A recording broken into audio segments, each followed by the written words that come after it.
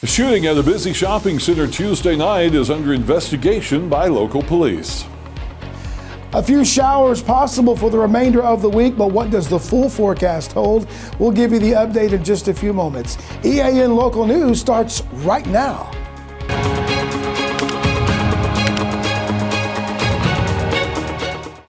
This segment of EAN Local News is brought to you by Waldrop Metal Buildings, custom metal buildings built right here in Anniston. Hello, we're glad you could join us. I'm Carl Brady. Oxford police say they were called to a shooting at the Oxford Exchange around 7:40 Tuesday night. When they got there, officers found a person suffering from a gunshot wound. Oxford Health Systems personnel immediately rendered medical aid, and the victim was taken to a local hospital for treatment. Oxford Police Chief Daniel Phipps says the case remains an active and ongoing investigation, and there's no known threat to the public. Investigators have not released the name of the person who was shot, and few other details were available as of this afternoon. An Anniston woman was killed Tuesday morning in a head-on crash on Highway 77. According to the Ohatchee Police Department, the victim is 32-year-old Sia Carmisha Williams, who was driving a car that collided with an 18-wheeler at the intersection of Highway 77 and Margie Lane. She was pronounced dead at the scene by Calhoun County Coroner Pat Brown. The driver of the tractor-trailer sustained injuries and was taken to a nearby hospital for further medical treatment. The cause of the accident remains under investigation. An East Alabama deputy has been appointed to an office with the National Association of School Resource Officers.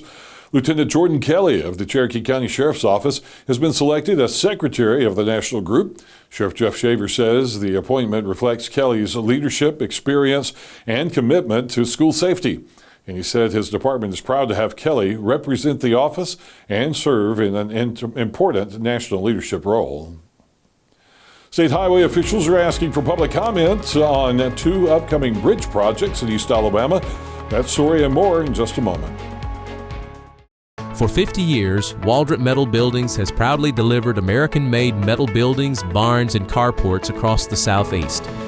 Now we're celebrating by giving back all year long with monthly giveaways as a thank you to our customers. Visit our Facebook page to enter and be part of the celebration. Waldrop Metal Buildings, real, American-made steel. Life doesn't stop for car service, and now it doesn't have to with the Ford Mobile Service Van from Buster Miles Ford. Our certified technicians come to you for oil changes, brake service, tire rotations, battery tests, and more. It's the same trusted service now delivered right to your driveway. Schedule your Ford Mobile service today at bustermilesford.com.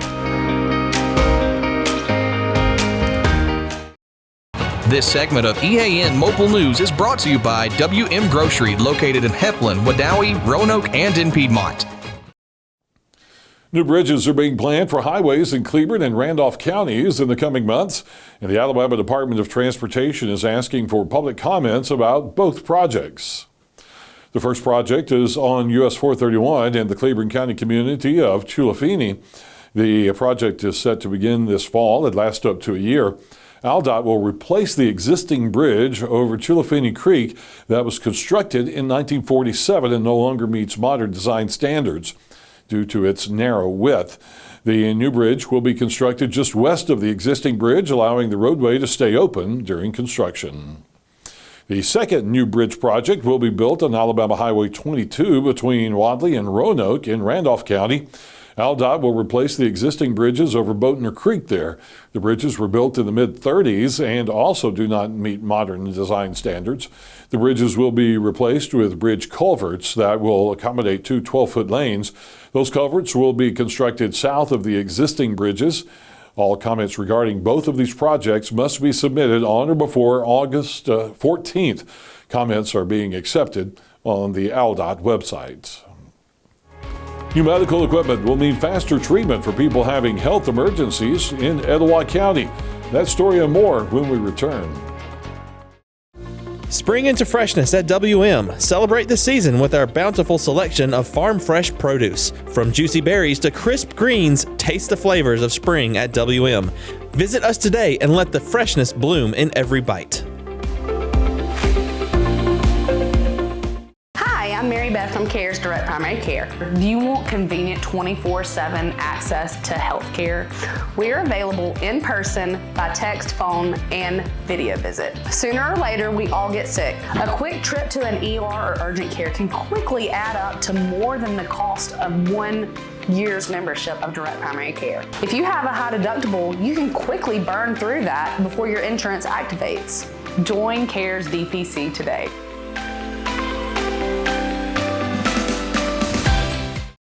This segment of EAN Local News is brought to you by Oxford Lumber. Come visit us at any one of our 5 locations in Oxford, Roanoke, Talladega, Jacksonville, and Lincoln.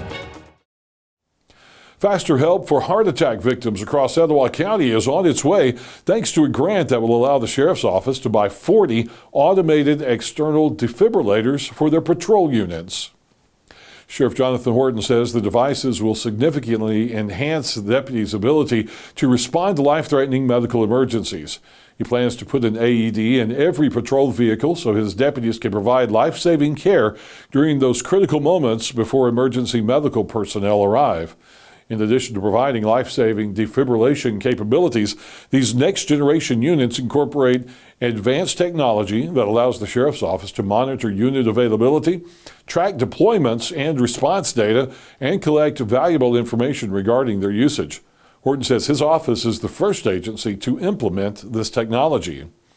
The AEDs were purchased through Go Rescue using grant funding provided by the Alabama Council of Emergency Medical Services, along with opioid settlement funding designated specifically for Alabama Sheriff's offices. Horton thanked Chief Keith Peak, East Alabama EMS Executive Director John Blue, and Rusty Lowe for their assistance with this project. The Anniston Police Department has released a 6-month statistics report covering the first half of 2026, highlighting thousands of calls for service, arrests, investigations, and traffic enforcement efforts across the city. From the 1st of January through the end of June, officers responded to 30,286 calls for service, made 272 felony arrests and 931 misdemeanor arrests.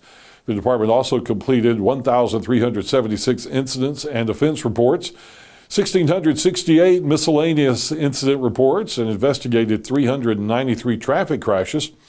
Officers conducted 7,579 traffic stops and issued 1,806 traffic citations, reflecting their continued efforts to address speeding, reckless driving, impaired driving, and other traffic safety concerns throughout Anniston. Well, Kevin Anderson is with us again tonight. He's standing by the EAN Weather Center, and he'll have the latest forecast for the remainder of the week. Well, Carl, the rest of the week does hold a few small chances of showers and thunderstorms. We'll give you the complete forecast in just a few moments. This spring and summer, get it done right with Oxford Lumber, your hometown partner for projects big or small. From refreshing your garden to upgrading your outdoor space, we've got everything you need. Check out our full garden center and gear up on our Stihl showroom, chainsaws, blowers, trimmers, and more. Ready to grill? We've got Big Green Egg, Traeger, and Blackstone to fire up the fun. Since 1985, Oxford Lumber has been built on tradition and focused on you. Visit us today at any of our 5 locations: Oxford, Roanoke, Talladega, Jacksonville, and Lincoln. Oxford Lumber, where you're treated like family. EAN News would like to thank all our commercial sponsors. Go check out our sponsors' links in the description below.